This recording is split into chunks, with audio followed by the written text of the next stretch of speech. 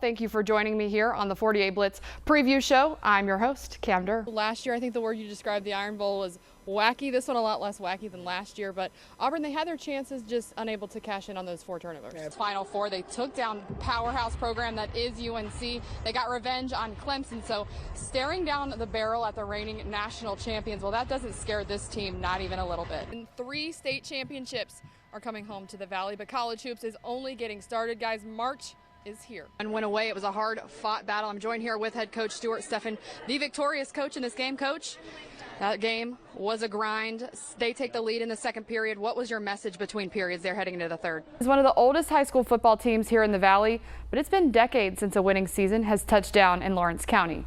Here's what's left of the confetti here at Bridgestone Arena after the Auburn Tigers had an absolutely dominating performance. As we all remember, last season's team just fell 1 game shy of the President's Cup Finals and left this team hungry for a return ever since.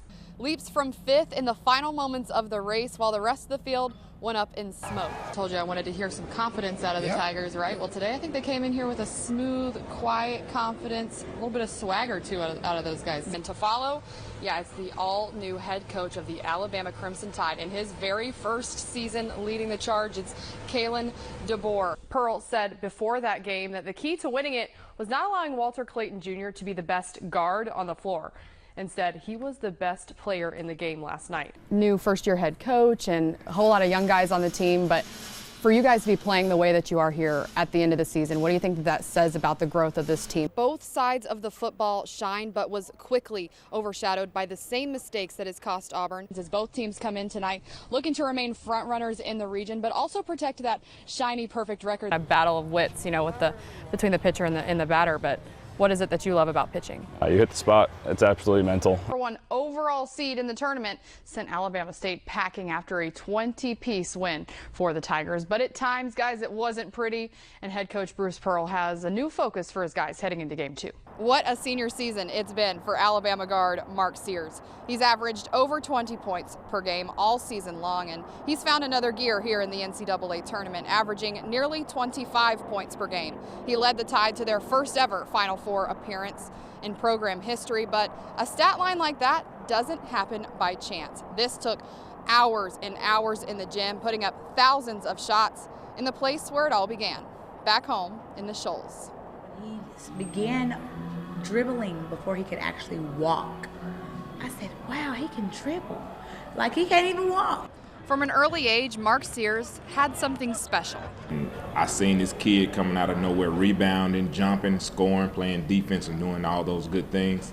And once I noticed it was him, then I knew that, you know, he would be special one day. Being a raw talent on the hardwood earned Sears a spot on varsity as early as his 8th grade season, suiting up for Coach Barker and the Muscle Shoals Trojans. But aside from the talent that he brought to the court, there was something else about Mark Sears that set him apart. The biggest thing is his work ethic. You know, he spent as much or more time than anybody we've had in the gym, and not just the couple of hours a day that we practice or that we require him to be here, but on his own.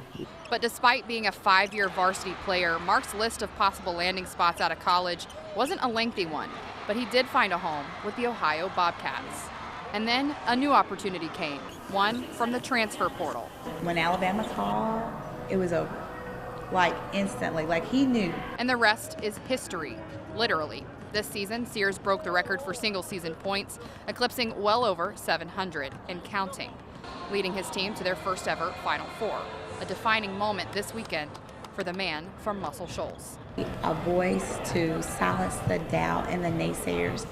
It's been very monumental, and we're so grateful to be alongside of him, cheering and saying the exact same thing from the beginning of the times, that this is where you are supposed to be.